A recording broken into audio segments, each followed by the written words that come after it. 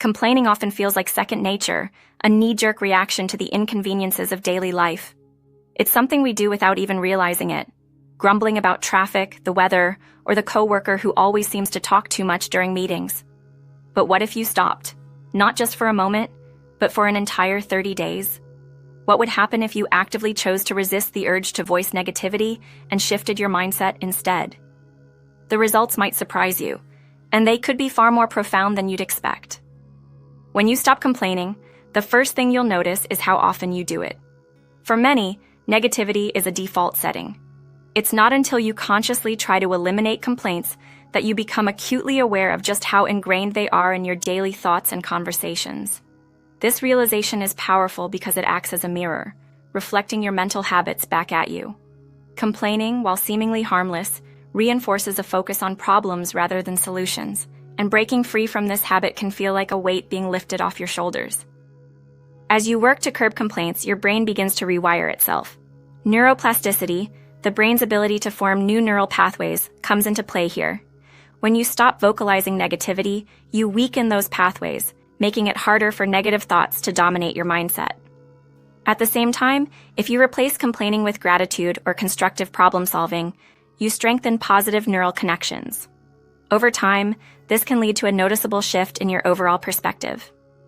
Problems may still arise, but your brain learns to approach them differently, focusing on solutions rather than dwelling on frustrations. The effect this shift has on your emotional state is profound. Complaining often serves as an emotional drain, pulling you into a cycle of frustration and dissatisfaction. By refusing to complain, you conserve emotional energy and redirect it toward more productive or fulfilling endeavors. You'll likely find that you feel lighter, calmer, and more in control. The absence of habitual negativity creates space for positive emotions to flourish, like joy, contentment, and even curiosity. This emotional shift is contagious. As your attitude improves, so too does the energy you bring into your relationships and social interactions. Speaking of relationships, the impact of a no-complaining challenge extends far beyond your own mindset. Complaining often acts as social glue, a way for people to bond over shared frustrations. But this kind of bonding is superficial, and it can perpetuate negativity in relationships. When you stop complaining, you open the door to deeper, more meaningful connections. Instead of commiserating over what's wrong, conversations can focus on what's right, or on collaborative ways to tackle challenges. You may even find that the people around you begin to reflect your positivity, creating a ripple effect that elevates everyone's mood. This challenge also sharpens your self-awareness and communication skills. Complaints are often the easiest, laziest way to express dissatisfaction, but when you commit to avoiding them, you're forced to articulate your thoughts more constructively. For instance, instead of saying, "This project is a disaster," you might say, "Here's a specific issue I think we need to address."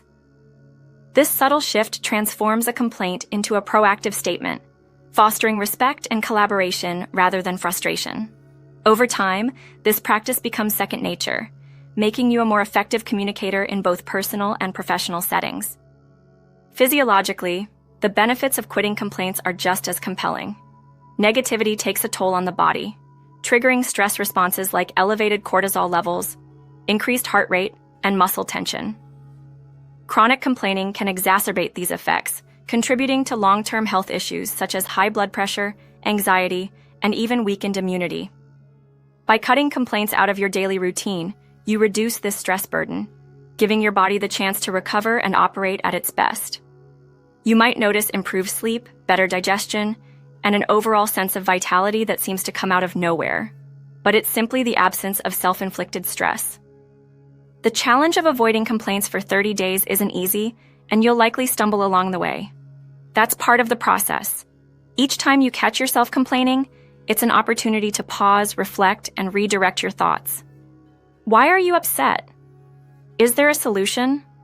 Could you view the situation differently? This practice builds mental resilience, teaching you to approach challenges with curiosity rather than frustration. It's not about suppressing negative emotions, but rather about channeling them in ways that serve you rather than hinder you. Over the course of these 30 days, you'll also discover how much time and mental space complaining takes up.